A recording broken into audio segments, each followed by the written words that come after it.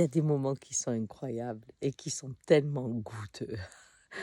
J'étais avec les enfants, une grande table, pour se préparer à manger et puis on voit que Paul n'est pas là. Alors on l'appelle, il ne vient pas et puis on dit: «Bah, écoute, on commence, ça le fera venir». Et effectivement, une dizaine de minutes après, on le voit arriver tranquille. On lui dit: «Paul, où tu étais?» Il dit: «J'étais au potager». «Mais qu'est-ce que tu cherchais là-bas?»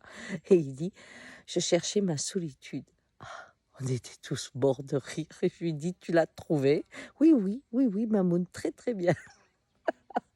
Cela m'a rappelé ma jeunesse, où vraiment je m'isolais, surtout quand je voulais chanter, hein, et jouer à mes chanteurs préférés, ou alors quand j'avais envie de rêver, que je parlais à haute voix à des personnages invisibles.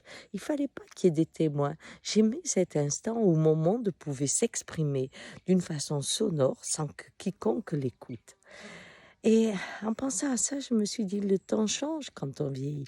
Parce que si quelqu'un me disait: «Je vais chercher ma solitude», je me dis: «Ah, il a peut-être un problème, ou alors, il a besoin d'être seul, ça va pas», ou «Je me sens de trop». Je lui dis: «Bah, écoute, je vais te laisser».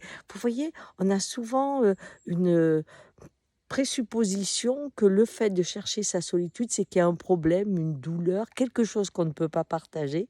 Mais souvent, on est loin de l'idée que cela peut être un bonheur infini de se retrouver seul avec soi pour laisser son imaginaire s'exprimer à haute voix.